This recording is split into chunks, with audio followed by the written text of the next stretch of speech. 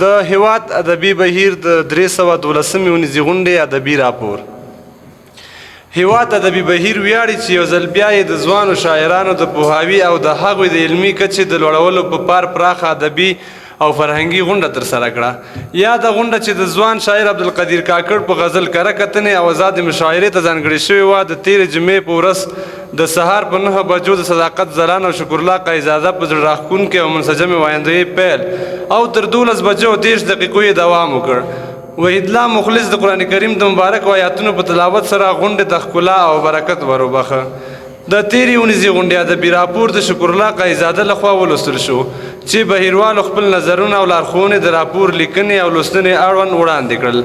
زبیر زمان زیاته کړه چې راپور په هنري او ښکلې بڼه لیکل شوی و خو د ویلو انداز یې یو څه نیمګړی و. که له وړاندې کولو د مخه د ویونکي لخوا وکتل شي نو لا به اغېزمن منظم او په زړه پورې شي. عبدالقدیر کاکړ وویل چې ویونکی د پوره مهارت او مسلک خاوند دی خو دا منفي تاثیرات او ورپېښې ستونزې د بهیر څخه د واټن او لرېوالي له کبله دي. نورو ګډونوالو هم خپل نظرونه انتقادونه او لارښوونې شریکې کړې. ورپسې د کره کتنې لپاره د پنځول شوي غزل وړاندې کوونکی عبدالقدیر کاکړ ته بلنه ورکړل شوه. نوموړي د خپل غزل د اورولو وروسته د ګډونوالو د پراخ نقد تحلیل او ګټورو لارښوونو د شریکولو هیله څرګنده کړه. د غزل مطلع: ډېر نازکه غوندې تار یم د رباب یم غورځېدلی له کمسو یمه بېتاب یم. زبیر زمان وویل چې بیت د مقطع له اړخه خپل ځانګړی ارزښت نه لري او همدارنګه د لومړي او دویمې مصرع ترمنځ هم معنوي تړاو کمزوری دی. نیازبدار مقبل وویل چې په بیت یا مصرع کې د لغت 2 ځلې تکرار ځانګړی آهنګ او شور لري خو په لومړي مصرع کې د یم 2 ځلې تکرار د بیت موسیقیت او آهنګ له منځه وړی او که په کومه بدیله لار وړاندې شي نو لا به خوندور شي. بلا سترګې راپسې دي ومې نه خوري ملغلره قیمتي یم نایاب یم. سردار شاه احسانمن وویل دا بیت د ځوانۍ شتمنۍ او نیکمرغه ژوند لرل او ترڅنګ یې د وګړو د حسد کینې او بدنیتۍ له کبله د هغوی له منځه تلل یو ښکلی انځور د ویونکي په ذهن کې پرېږدي. نور محمد بینوا زیاته کړه که د بلا پر ځای ډېر او یا هم کوم بل مناسب بدیل ته ځای ورکړل شي نو لا به هنري او معنادار شي. شفایا به یم له ډېرو مرضونو بې ارزښت لار کې پروت یم او ناب یم. شکرالله قایزاده خپل نظر داسې وړاندې کړ چې بیت د ټولنې د هغو علمي او ادبي اشخاصو غږ ته چې د عامو وګړو ترمنځ بې ارزښته ژوند کوي انعکاس ورکوي. زبیر زمان د مرض کلمه بې هنره او هغه یې د ادبي او شعري کلمو سره په ټکر کې وبلله. نور محمد بینوا څرګنده کړه چې په لومړي مصرع کې شفایا به یم له ډېرو مرضونو پر ځای شفایا به یم ډېرو مرضو ته ځای ورکړل شي نو د اورېدونکي په فکري نړۍ کې به هنري کور جوړ کړي. نه مې درد نه مې مرض نه مایوسي شته له مودو چې ستا په لبو کې سیراب یم. سردار شاه احسانمن وویل چې بیت یو څه تکراري او سولیدلی ښکاري. پنځونکی باید کوښښ وکړي چې شعر یې په ادبي صنعتونو هنري ویونو او له ادبي زاویې څخه په ښکلي ترکیبونو وپوښل شي. نور محمد بینوا په دویمه مصرع کې د بدلون هیله څرګنده کړه او خپل بدیل یې داسې وړاندې کړ له مودو چې ستا له لبو نه سیراب یم چې دا بیت ته منطقي معنا وربخي. لمر پرست غوندې مې مخ در پسې اړوم ستا له وجې مین شوی په افتاب یم. کامران پټان د بیت ستاینه وکړه او دا یې د خپل محبوب سره د بې کچې مینې ژوند انځور وګاڼه. زبیر زمان زیاته کړه چې موضوع هنري او په ښه بڼه رااخیستل شوې خو که په لومړي مصرع کې لمر پرست غوندې مې مخ در پسې اړوم په دې ډول وړاندې شي چې لمر پرست غوندې مې مخ در پسې اوړي نو د معنا او کلمو له دواړو اړخه به منظم شي. ډېر لاسونه د بلا راته اوږده دي شکر دا چې ازغې پوشه یم ګلاب یم.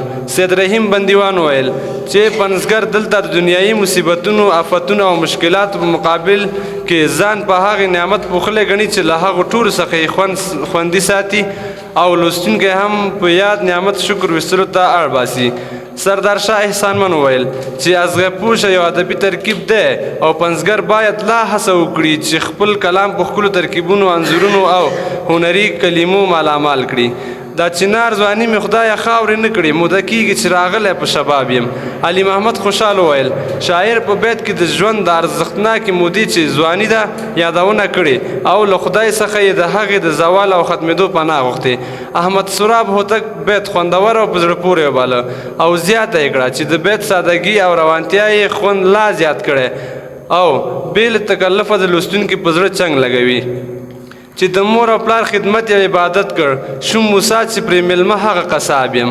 سردار شاه احسانمن دا بیت د غزل هنري او عالي بیت ځکه وباله چې تلمې ده د پنځګر د شاعري لنډ مهالې مودې او داسې هنري بیتونو پنځول یې د شاعر لویه لاسته راوړنه وبلله.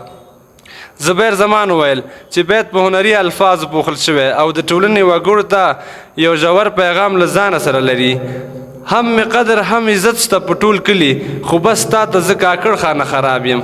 شکرالله قایزاده بیت د غزل د پای له پلوه مناسب او پر ځای وباله او اورېدونکي ته له ځان سره د شاعر په دردونکې نړۍ یو زغلنده مزل ورکوي.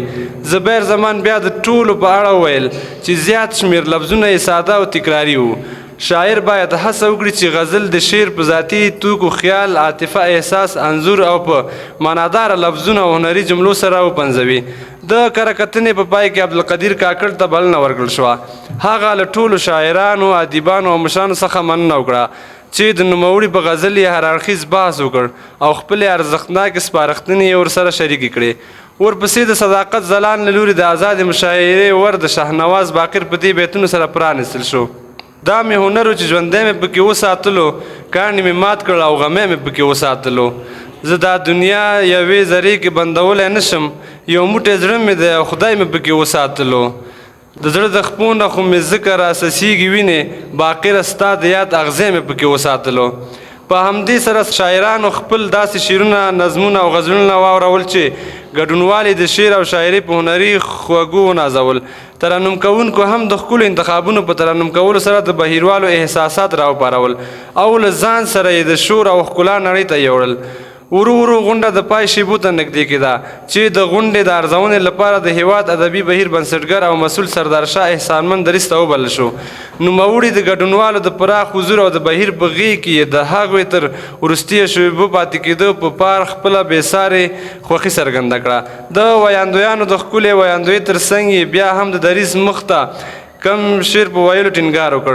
هغه هیواد ادبي بهیر د مینې ورورولۍ یووالي او خواخوږي ځای یاد کړ او دا یې د ټولو بهیروالو ګډ ادبي کور وباله.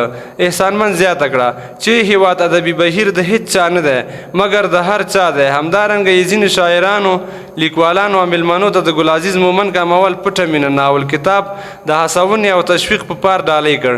د کوچنیانو د لا غوړېدو او پرمختګ لپاره د ښه شعر او هنري لوستلو ویاړ نعمت الله هوتک عبدالمصور احسانمن او کوچني صدام ته ور په برخه شو او په ارزښتناکو معنوي ډالۍ ونازول شول.